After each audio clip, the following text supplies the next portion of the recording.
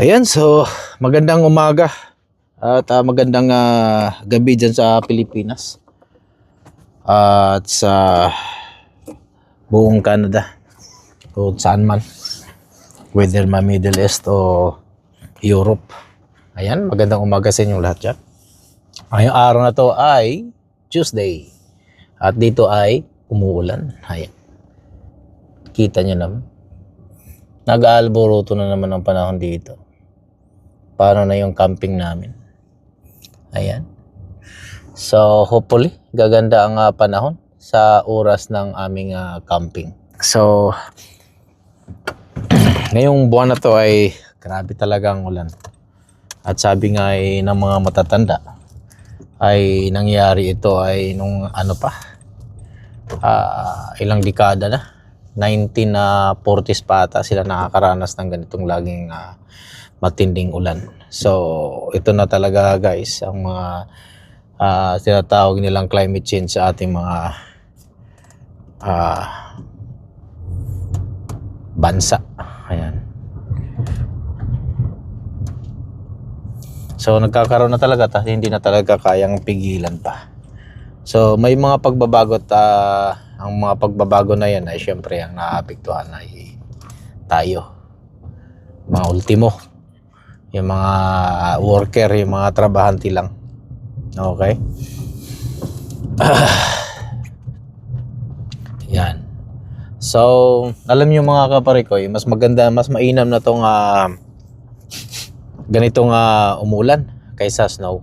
Ayan. Para sa akin ay okay na ako dito. Sanay na ako sa ulan kasi sa Pilipinas, di ba?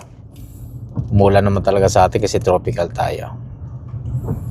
So, yun nga lang, ang summer na tinatawag nila dito ay parang nawala na. Ngayong taon na to, nawala.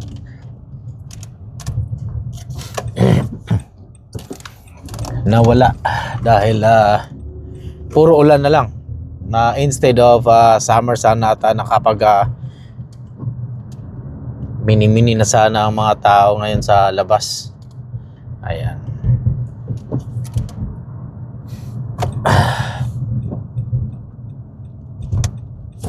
So vlog natin ngayon ay kwentuhan lang tayo. Diretso na ang ating video. Kwentuhang summer lang ito. Yan nga. So magpaplano kami kakamping. Hopefully okay siya. At sana makakadalo din at makakabisita sa atin si Idol Saldi. Ayan. Saldi, shoutout nga pala dyan kay Saldi Boy ng Canada. Ayan. Sa ating mahal na kaibigan at bago nating membro. Hala. Kita niyo yun, mga kaparikoy? Grabe naman palang baha doon. Ayan, nakakatakot doon. Hydroplaning. Yan, takaw, disgrasya pag ganun. Kaya, ingat lang tayo.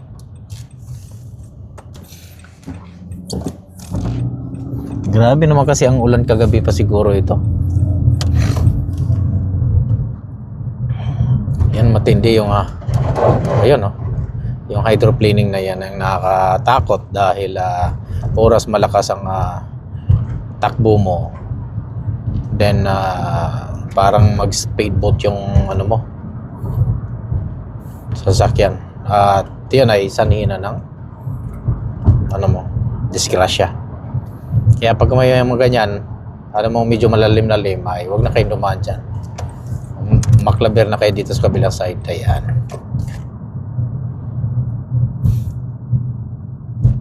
So, ganun din nangyari dun sa nadaanan ko na disgrasya na lumipad yung sasakyan niya. Hindi ko alam kung nasa construction site pa man din.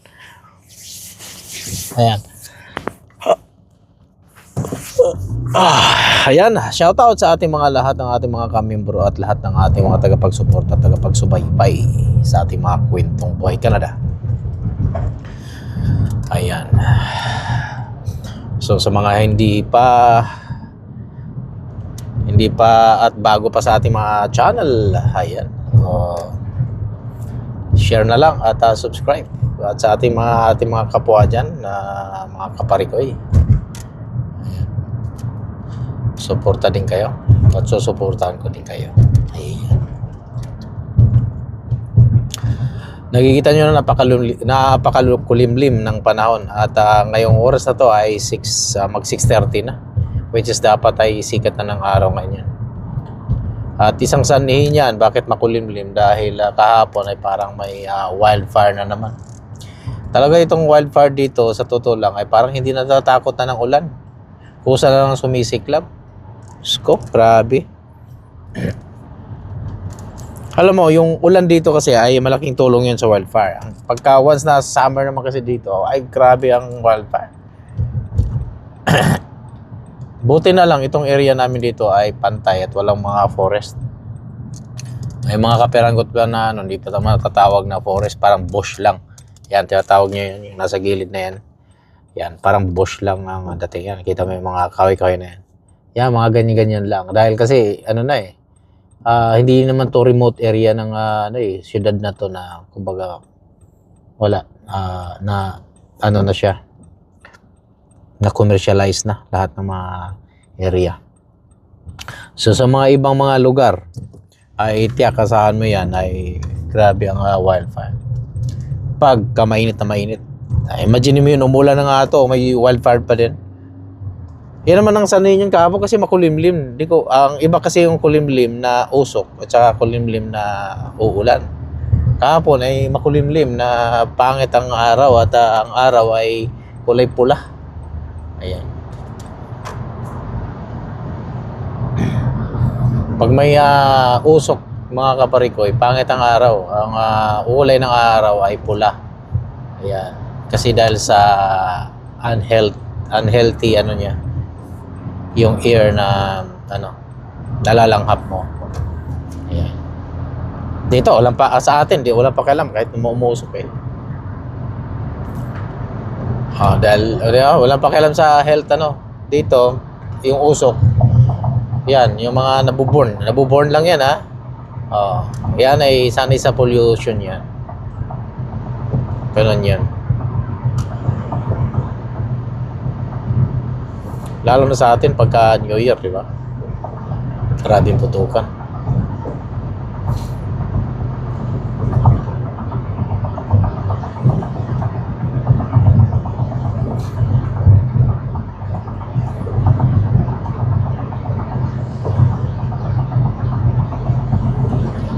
Ayan, dire-diretso at tuloy-tuloy lang ang ating kwento. Sa 25 o 20 minutes na ito ay matatapos ang ating video na may kabuluhan at kwentong buhay Canada. Ayan, nagpa-foggy ngayon mga kaparikoy. Dito sa tulay ng three-wheel guard na tinatawag nila at along Saskatchewan River ay foggy talaga dyan sa area na yan. Mapapakita ko sa inyo bakit at foggy dito. Pag sinasabing nag-fog at matindi ang fog ay talagang zero visibility lang, wala kayo makikita. Hindi makagaya sa Pilipinas, pag pagi-pagi lang, tuwan-tuwan. Dito kasi halos araw-araw mo nakikita yung pagiging fog ay napakababa. Nangyayari yan kapag nagpapang-abot ang init at lamig sa isang at biglang nagda-drop out ang temperature. Ayan, kaya ganon. Hindi masyado. Yan. Ito tulay na to. Ayan.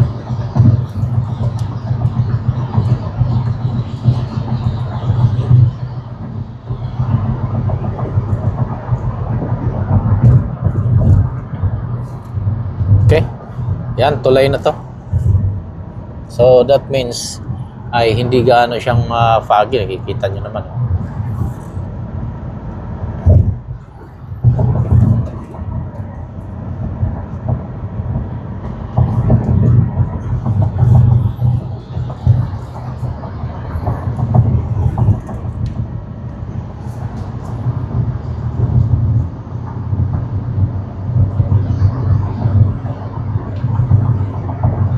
Malakas ang ulan pero kagabi pa ito umuulan na.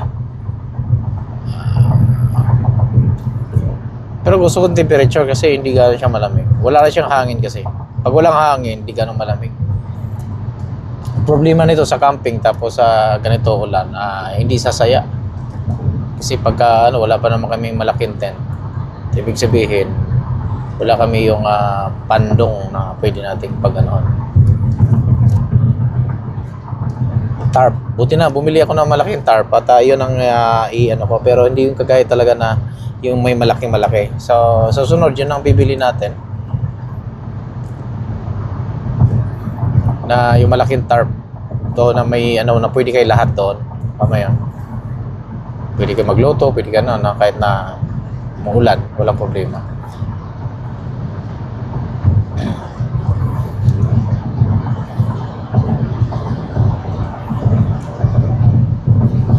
Ayan, para sa ating kapwa kababayan dyan ay tubli ingat lang tayo sa hydroplaning dahil medyo mabaha ang mga kabilang side ng ating kalsada.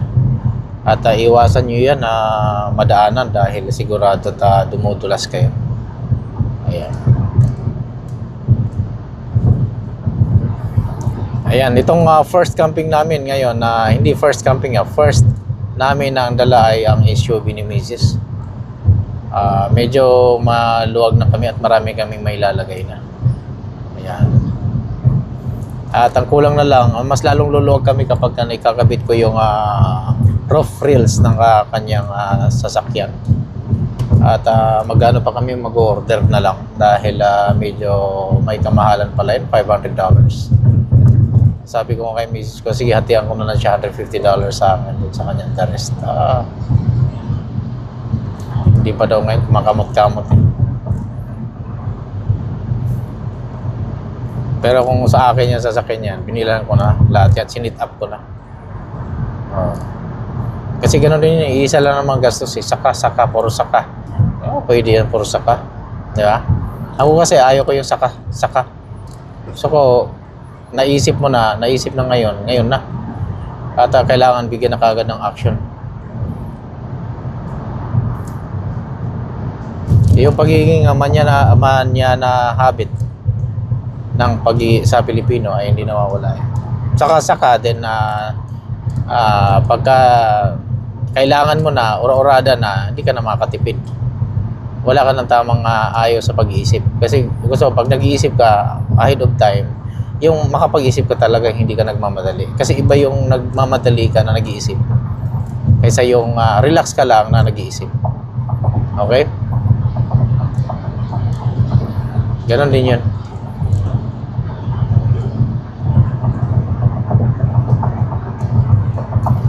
Kaya mga kapare ko, medyo dumadami yung sasakyan ngayon. Ayan. At malakas talaga ang ulan dito Alam mo siya, pag umulan dito, nakakatawa pag umulan dito mga kapare ko.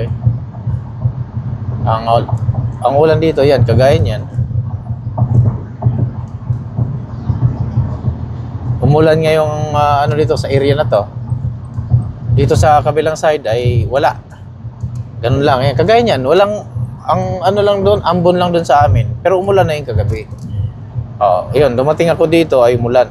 Kaya dito lang kayo makaka-experience na ang ulan ay bahay nyo lang, then yung kapitbahay nyo ay walang ulan. Okay? Yan.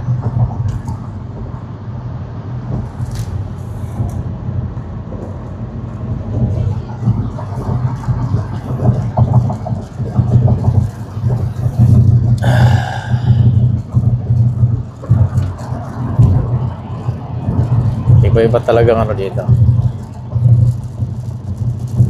Yan, pagka bumuntot kayo sa mga ganyan na truck, ay naku, wala kayong makikita niya na iwasan nyo.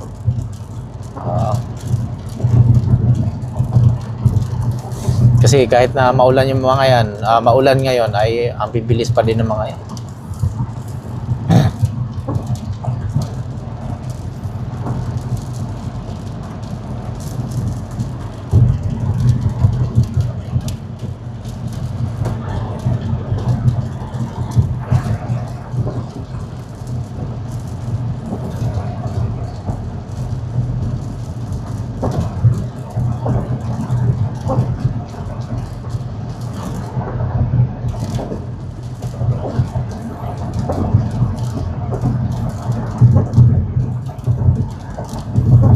After ng ulan nito mga kapare ko, sobrang grabe, daming ano nito.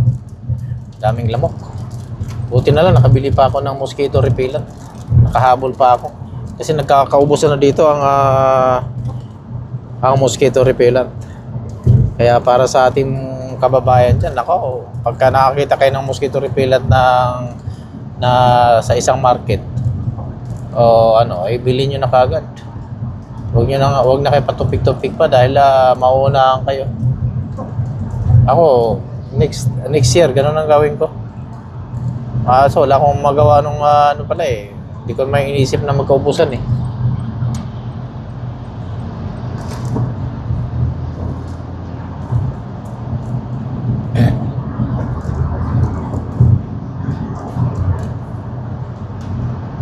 Nagkaubusan. Nga. Di ba? Yan, matindi dito mga kapare ko. Ito yung sasabi ko sa inyo na tandaan nito ay ilang lane ba to? 1, 2, 3, 4, 5. Ay, 5 lane ito. Parang nasa Toronto kayo na patungong Niagara or sa saan ba? Yung 401. Yung nagmi-meet up yung galing sa US from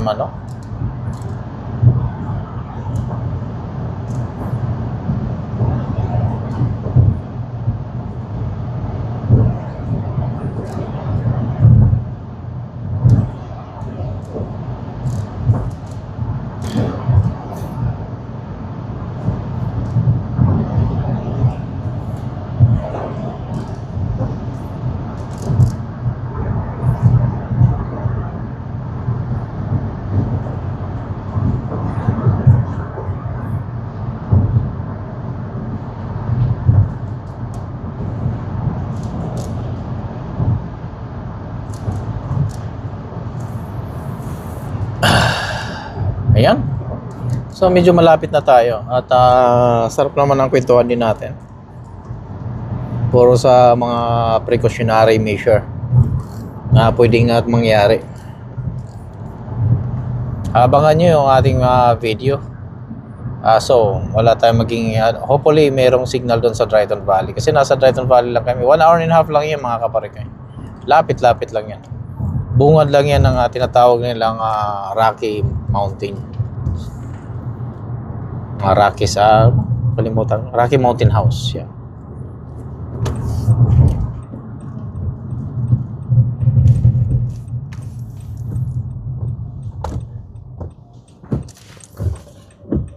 Okay. So may camping tayo at abangan natin yung abangan nyo nga pala ang aming camping.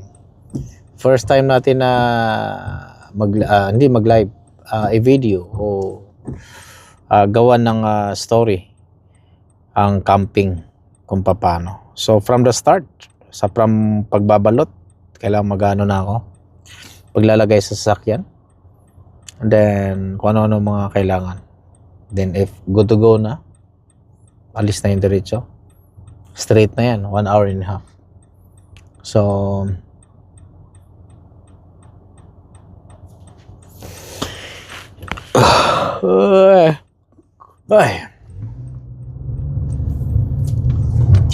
alam mo, inantok pa ako mga kapare ko. Yan ang mahirap kasi maaga ako nagigising. Hindi naman ako nakakatulog ulit.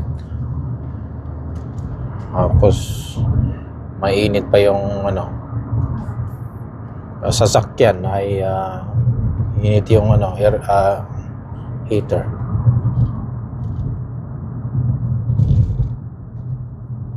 Lalong inantok. So bali ang mangyari ngayon, 2 nights kami sa forest. Okay? 2 nights. Hopefully hindi umulan. Wala akong ibang inano kundi sana hindi uulan.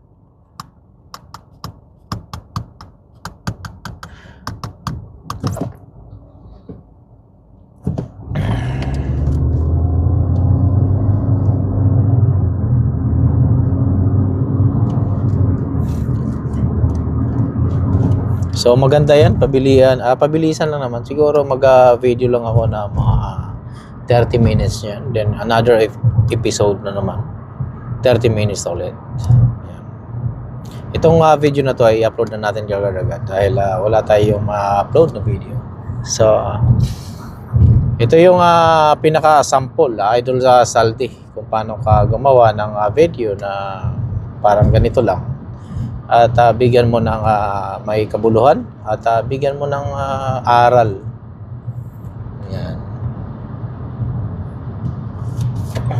Para balang araw, mapapanood mo yung sarili natin doon. May kabuluhan ng kwento.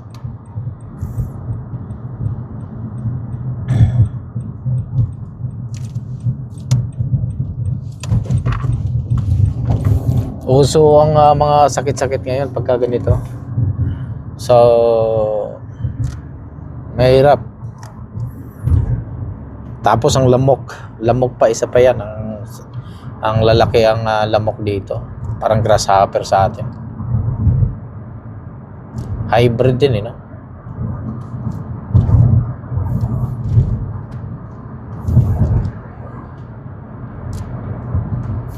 Basta pagka tumigil ang ulan, nako, daming lamok, grabe. Yan. Kita niyo yung paligid na ngayon. Ganyan lang yung part ng namin. Pagka medyo malayo-layo ka na sa area ng Edmonton, yan. Ganyan na, flat surface lang yan. Wala ka makikitang forest. Yan lang yan, puro green grass lang yan. Yan. Anong susunugin dyan? Kung gano'n, di ba? Talaga kang dapat susunugin dyan. Hello, yan o. Flat surface, o yan. O, kita niya yan. Wala o.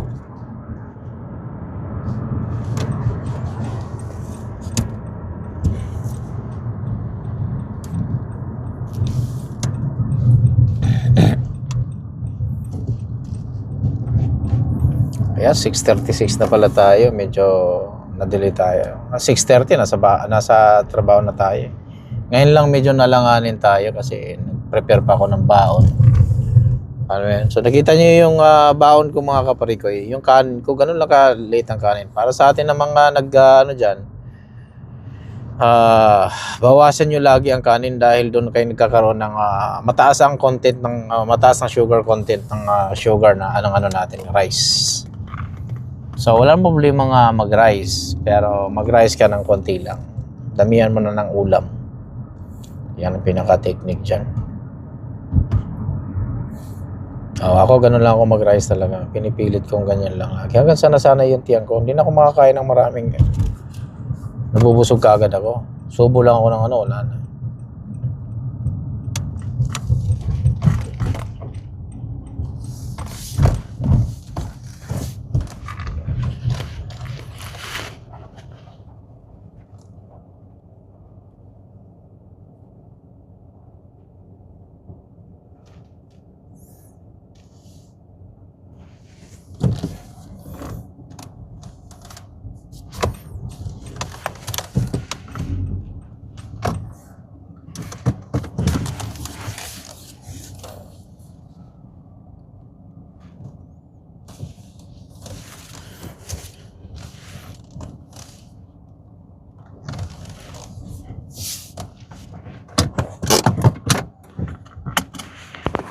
Ayan, so dito na tayo mga kaparikoy at alam nyo naman at magpapaalam na naman tayo para makapagkape-kape pa tayo sa loob, diba?